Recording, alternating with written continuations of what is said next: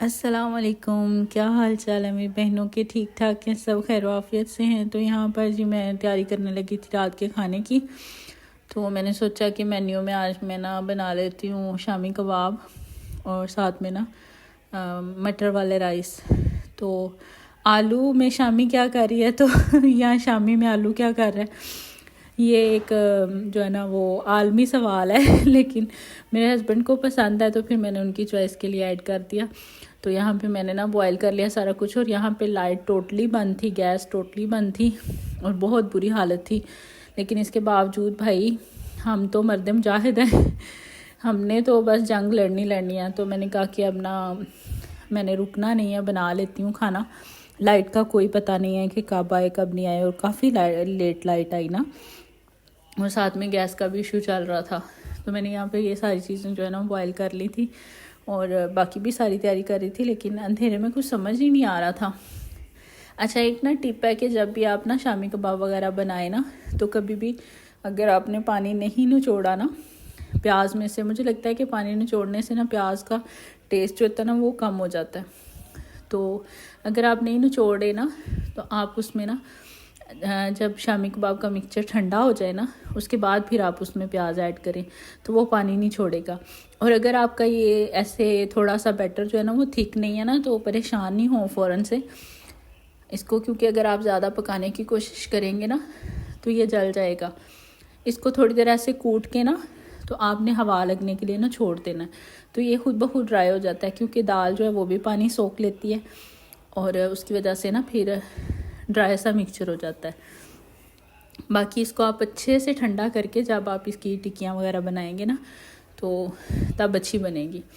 اور یہاں پہ میں بتا رہی ہوں کہ یہ جو شامی کباب مسالہ ریڈی ملتا ہے یہ کام تو جلدی نپٹ جاتا ہے، لیکن اس میں اتنے زیادہ لونگ شامل تھے کہ مجھے لگتا ہے ایکسٹرا میٹھا ہو جاتا ہے مسالہ، اس میں صرف لونگ کا ٹیسٹ آ رہا ہوتا ہے، میں نے کافی زیادہ اندر سے نکال دیے تھے۔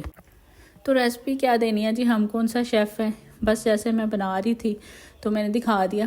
تو یہ کافی ریشے دار بنتے ہیں کباب، یہ دیکھیں اگر آپ ان کو اور زیادہ مسلیں گے تو اور زیادہ اچھا سے اس کا ٹیکسچر آ جائے گا۔ ادھر میں نے پھر لائٹ آ گئی تھی، شکر کیا، میں نے کہا کہ چلو رائس کی تیاری کرتے ہیں، قاری صاحب کا کھانا بھی آج ہماری طرف تھا، تو پھر میں نے جلدی جو ہے وہ رائس کی تیاری کرنا شروع کر دی۔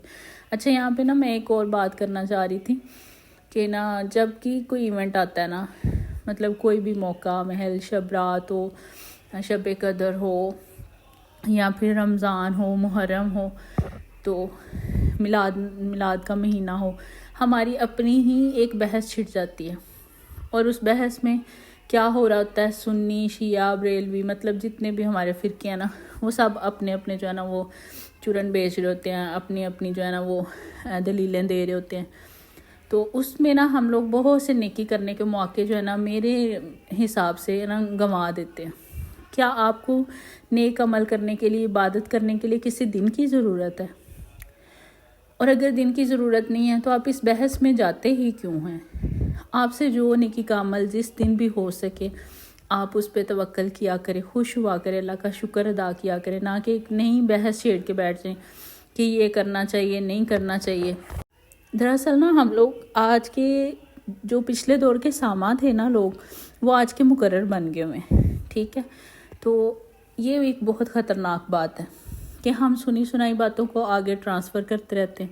اگر دلیل پہ بات آ جائے اس پہ ہمارے الگ بحث مباحثے ہوتے ہیں۔ تو اس سے مجھے سمجھ نہیں آ رہی تھی کہ میری بیٹی بار بار مجھ سے آ کے پوچھ رہی تھی ماما شب برات کیا ہوتا ہے۔ اب میں مطلب ڈبل مائنڈڈ تھی کہ میں اس کو کیا بتاؤں، اس کو میں کیا ایکسپلین کروں کہ ہم لوگ خود ہی اتنے کنفیوز ہیں ہر معاملے میں، یا پھر ہمیں کر دیا گیا ہے کہ اگر وہ پوچھتی ہے ماما میلاد کیوں کرنی چاہیے یا میلاد کیوں نہیں کرتے، ہم پھر بھی کنفیوز ہیں۔ محرم میں کیا کرتے ہیں، محرم میں کیا نہیں کرتے، اس میں بھی ہم کنفیوز ہیں۔ یعنی آل اوور دی اگر دیکھا جائے تو ہمیں صرف کنفیوز ہی کیا گیا، ٹھیک ہے؟ دلائل ہونے کے باوجود ہم وہ دلائل دے ہی نہیں پاتے، چاہے وہ صحیح ہوں چاہے وہ غلط ہوں۔ تو خدا را نیکی کرنے کا کوئی موقع ہاتھ سے مت جانے دیا کرے، کسی دن تہوار کا انتظار مت کیا کریں، اور کسی دن تہوار پہ بلا وجہ کی ایک طویل بحث چھیڑ کے بنا بیٹھ جایا کریں، ٹھیک ٹھیک ہے. ہر انسان کو چاہیے کہ خود سے اپنا قبلہ درست کرے اور خود سے اپنی توسیع کرے اور اپنا تجزیہ خود کرے، اپنے دین کو خود پڑھے. اور المیہ تو یہ ہے کہ ہمیں دین سکھانے والے جو ہیں وہ خود فرقوں میں بٹے ہوئے ہیں. تو ہمیں کیا اپنے بچوں کو ہم کیا بتائیں، ہم اپنے دین سے متعلق بچوں کو کیا سکھائیں اور کیا نہیں سکھائیں.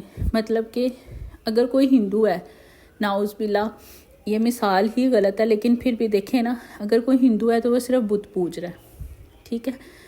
اور ہم لوگ کیا کیا پوج رہے ہیں اور ہم کیا کیا نہیں پوج رہے، ٹھیک ہے.